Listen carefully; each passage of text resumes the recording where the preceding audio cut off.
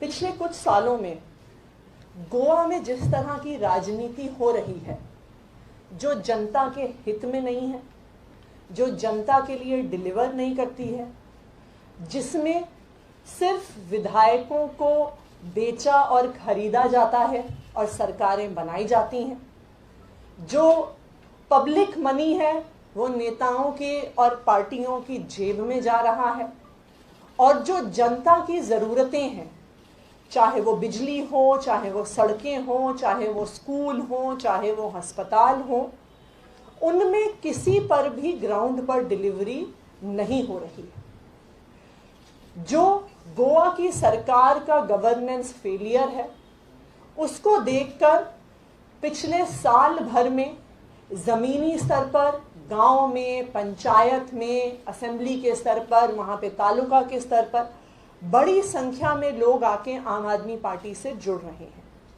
अभी रिसेंटली ही हमने अपना पूरा ऑर्गेनाइजेशन का स्ट्रक्चर गोवा में बनाया है, जहाँ पे हर असेंबली इंचार्जेस डिक्लेयर हुए हैं, हर पंचायत में इंचार्जेस, को इंचार्जेस, असेंबली कमिटीज डिक्लेयर हुई हैं। पर ना सिर्फ जमीनी स्तर पर लोग आके गोवा में आम आदमी पार्टी से जुड़ रहे हैं, पर आज हमें ये बताते हुए बहुत खुशी है कि हमारे बीच महादेव नायक जी हैं, जो 2 बार एमएलए रह चुके हैं शिरोडा विधानसभा में गोवा से।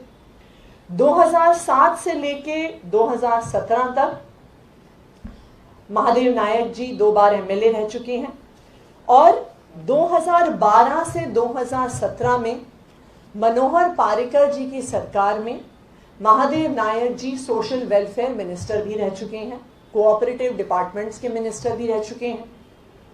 एक गोवा के एक नामी पॉलिटिशियन होने के अलावा महादेव नायक जी गोवा में एक बहुत बड़ी संख्या में भंडारी समाज है, उसके सामाजिक संगठनों का भी प्रतिनिधित्व करते रहे हैं, उनकी आवाज़ को गोवा की विधानसभा तक पहुंचाते रहे हैं। इन्हीं के मंत्री होने के कार्यकाल में ओबीसी रिजर्वेशन गोवा में बढ़ाया गया था, और इस रिजर्वेशन का इनकी कम्युनिटी को फ़ायदा मिल सके, पूरे गोवा के लोगों को, भंडारी समाज को उसका फ़ायदा मिल सके, उसका पूरा इम्प्लीमेंटेशन महादेव नायक जी ने किया है। महादेव नायक जी का आम आदमी पार्टी में स्वागत है। आम आदमी पार्टी के काम देखकर, आम आदमी पार्टी ने जो दिल्ली में काम किया उसको देख के महादेव नायक जी ने फैसला किया कि वो आम आदमी पार्टी से जुड़ेंगे। तो आपका आम आदमी पार्टी में स्वागत है। मैं सत्येंद्र जैन जी को रिक्वेस्ट करूंगी कि उनको पटका और टोपी पहना के आधिकारिक तौर से पार्टी में शामिल करें।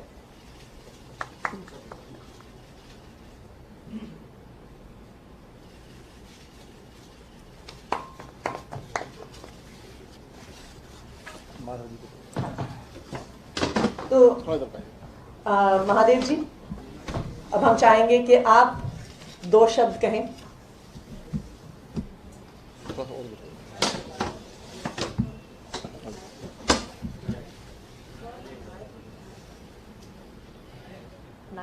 नाइक हाँ, नायक नहीं। आज के इस पत्रकार परिषद में शामिल यहाँ के बिजली एवं उद्योग मंत्री जी आदरणीय सत्येंद्र जैन जी, यहाँ के विधायक माननीय आतिश जी, बराबर ठीक है, हमारे गोवा के संयोजक राहुल मामरे जी, इनका भी मैं गोवा की तरफ से दिल्ली में स्वागत कर रहा हूँ इस पत्रकार परिषद में। जैसे कि सर्वप्रथम मैं हमारे दिल्ली के राष्ट्रीय संयोजक तथा दिल्ली के आदरणीय मुख्यमंत्री जी सम्माननीय अरविंद केजरीवाल जी,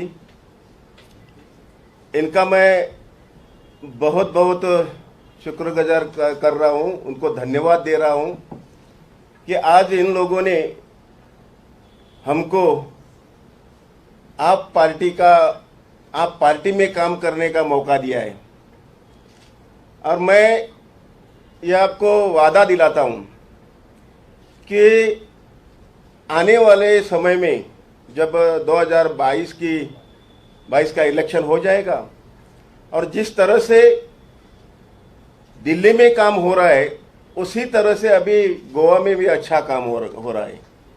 मैं राहुल जी को बधाई देता हूं, उनकी टीम को भी बधाई देता हूं कि जब गोवा में दूसरी लहर आ गई कोविड की, उस समय इन लोगों ने बहुत बड़ा अच्छा काम किया, लोगों को बहुत राहत दे दी, कुछ धान रेशन दे दिया, ऑक्सीमीटर दे दिया, बहुत सारे काम इन लोगों ने किया। और इसलिए दिन ब दिन गोवा के ज़्यादा से ज़्यादा लोग इस पार्टी की ओर आकर्षित हो रहे हैं, उसमें से मैं भी एक हूं। और जैसा कि भारतीय जनता पार्टी हमेशा ये कहती थी कि कांग्रेस मुक्त भारत, लेकिन गोवा में आज हम देख रहे हैं कि कांग्रेस युक्त बीजेपी हो गई है। यानी पहले 2 लिए थे कांग्रेस में, अभी और 13 लिया आफ्टर इलेक्शन, 17 के इलेक्शन के बाद, और ये सरकार चला रही है। इसलिए ये मिली जुली जो सरकार है वो कुछ काम नहीं करती, अनएम्प्लॉयमेंट बढ़ गया है। जैसे कि हमारे यहाँ एम्प्लॉयमेंट एक्सचेंज जो है उसमें 1.5 लाख युवा युवती अपना नाम उधर रजिस्टर किया है, और ये लोग सिर्फ 10,000 नौकरियां देंगे ऐसा ऐलान कर रहे हैं, क्योंकि ये इलेक्शन मैनिफेस्टो है। तो हमको आने वाले समय में केजरीवाल जी के नेतृत्व में, जैन साहब के नेतृत्व में देखना है कि जो यूथ है उनका भविष्य हम कैसा सफल करेंगे, और इसी आशा के साथ मैं यहाँ आया हूँ। जैसा कि जब मैं समाज कल्याण मंत्री पोर्टफोलियो मेरे पास आया, और सिर्फ कुल 2 साल में, यानी 22 जनवरी 2014 में हमने 2 साल काम करके जो 19.5% रिजर्वेशन था ओबीसी के लिए, उसमें 19 जातियां आती है, उनको हमने 27% करवा दिया। उसमें नौकरी, एजुकेशन, ये सब आ गया। और जो मेरा एक्सपीरियंस है इतने साल का, मैं कम से कम 35 साल से राजनीति में हूँ। यहाँ नेफेड जो है, national agriculture federation of India, यहाँ मैं डायरेक्टर था। गोवा में स्टेट फेडरेशन का चेयरमैन भी था। वहाँ छोटे मोटे सहकारी सोसाइटी, वहाँ भी मैं चेयरमैन था। तो हमारा काम जो है, हमने कहीं शिरोडा कॉन्स्टिट्यूंसी में, मेरे कॉन्स्टिट्यूंसी में एक छोटा सा प्राइमरी हॉस्पिटल था, उसको हमने डिस्ट्रिक्ट जैसा स्वरूप दे दिया है, यानी 13.5 करोड़ का। पानी की समस्या थी, वो 52 करोड़ का ट्रीटमेंट प्लांट कंस्ट्रक्ट करके लोगों को अभी हम 10 MLD पानी दे रहे हैं। वैसे स्कूल, बिजली, हॉट मिक्स रोड, बहुत सारा काम हमने किया है। लेकिन आज मैं इस अपेक्षा से आया हूं कि इनका हमको सहयोग चाहिए, और आने वाले समय में गोवा में आप देखोगे, आज मैं जो बात कर रहा हूं कि आने वाले समय में आपकी सरकार गोवा में होगी, इसमें कोई दोहरात नहीं है, शंका नहीं है। इसी के साथ मेरा एक छोटा सा मैं खत्म करता हूँ। वेलकम। माधव नायक जी, जो कि गोवा की पॉलिटिक्स में जाना माना नाम है, 2 बार MLA रह चुके हैं, 5 साल के लिए मंत्री भी रह चुके हैं। आज गोवा की जो करंट सिचुएशन पॉलिटिक्स की है उससे परेशान भी होकर, और दिल्ली के कामों को देखकर, दिल्ली में जो काम हुए हैं मुख्यमंत्री अरविंद केजरीवाल जी के नेतृत्व में, आज इन्होंने आम आदमी पार्टी को ज्वाइन किया है। हम इनका बहुत बहुत स्वागत करते हैं। अभी पीछे मैं गोवा भी गया था, तो वहाँ के बिजली मंत्री ने साफ साफ कह दिया कि पता है दिल्ली सरकार बिजली फ्री कैसे देती है हमें नहीं पता, और हम बिल्कुल नहीं देंगे। माधव जी से बात हो रही थी कि ये तो बिल्कुल साफ ही मना कर रहे हैं, मतलब कम से कम नहीं करेंगे ऐसा तो नहीं कहना चाहिए था, बिल्कुल साफ ही मना कर दिया, हम बिल्कुल नहीं कुछ भी करेंगे। एक और चीज़ बताता छोटी सी, उन्होंने कहा कि गोवा के अंदर बिजली झारखंड से आती है, कहते इसको कई साल लगेंगे बिजली को ठीक करने में लाने में। हमें बिजली तो पलक झपकने से पहले आ जाती है, पूरे देश में ही नेशनल ग्रिड के थ्रू आती है, दिल्ली में भी आती है, झारखंड से, दिल्ली में भी हिमाचल से आती है। तो उनके इस तरह के झूठों को देखकर कि वो झूठ बोल रहे हैं, जनता को बरगला रहे हैं।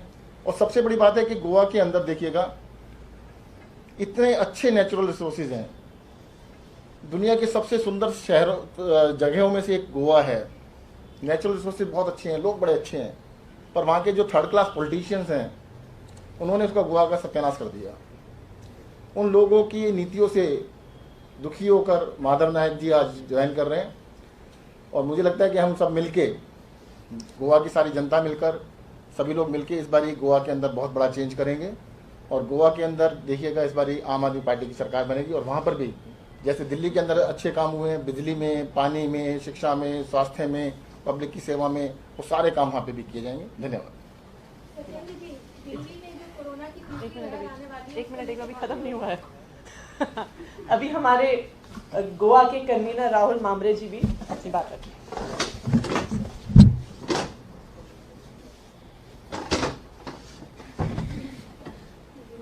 नमस्कार। आज महादेव नाइक जी ज्वाइन हुए हैं पार्टी में। ऐसा आगे चल के काफ़ी लोगों का गोवा में रिस्पांस आ रहा है कि जैसे महादेव जी ने बताया, कांग्रेस युक्त बीजेपी सरकार चल रही है गोवा में और काफ़ी लोग नाराज़ है।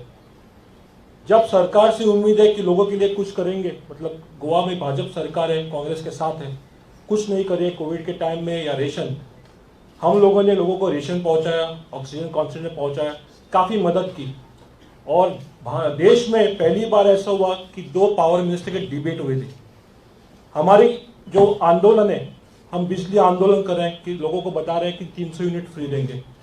और पिछले हफ्ते ही सत्येंद्र जैन साहब गोवा में आए थे, नीलेश काब्रा गोवा के जो इलेक्शन मिनिस्टर है उनके साथ डिबेट हुई थी। तो काफ़ी लोगों ने देख लिया, पता चला कि दिल्ली के लोगों को बिजली जो मुफ्त मिल रही है, जो टैक्स का राइट यूटिलाइजेशन हो रहा है, टैक्स जो कलेक्ट कर रहे हैं, गोवा में बिजली भी कुछ नहीं, काफ़ी महंगी है बिजली। सो गोवा में वो बदल दिख रहा है हमको। We are sure that in the upcoming elections in 2022 people of Goa will give a resounding choice to us and they'll have the AAP model of governance in Goa as well. Thank you. Any question? पहले इसी के ऊपर पूछ लीजिएगा, बाद में बाकी। देखिएगा एक चीज बता दूं मैं आपको छोटा सा, गोवा की जो बीजेपी पार्टी है वो बड़ी कॉन्फिडेंट है 2 चीज़ों के लिए। पहली, इलेक्शन से पहले वोट खरीद लेंगे, और हार गए तो इलेक्शन के बाद एमएलए खरीद लेंगे। तो उनका बस 2 पॉइंट प्रोग्राम है, इसलिए जनता के काम ही नहीं करना उनको। उन्होंने मुझसे बहस में एक बात कही थी कि ये तो वोट बैंक की राजनीति कर रहे हैं, आम आदमी पार्टी वाले वोट बैंक की राजनीति कर रहे हैं। मैंने कहा हाँ जी बिल्कुल कर रहे हैं, हमें जनता के वोट चाहिए, आपको तो एमएलए खरीद ही लेते हैं बाद में। तो उनको जरूरत ही नहीं किसी भी चीज़ की, वो इस ओवर कॉन्फिडेंस के अंदर है कि वो एमएलए खरीद लेंगे। मैं बता देना चाहता हूँ, दिल्ली के अंदर 2014 फरवरी से लेकर 2015 के बीच में 1 साल का समय था। बीजेपी को 4 एमएलए चाहिए थे, दिल्ली में हमारे 28 एमएलए थे, 1 एमएलए नहीं खरीद पाए थे। इस बारी आम आदमी पार्टी के एमएलए जीतेंगे, और उनको बता दें किसी को नहीं खरीद पाएंगे, चिंता मत करिएगा। हम बनाएंगे। नहीं हम बनाएंगे। उन्होंने पहले कांग्रेस के खरीद के ना इसलिए बना लिया था, हमारी सरकार बनेगी, हम तोड़ नहीं पाएंगे वो।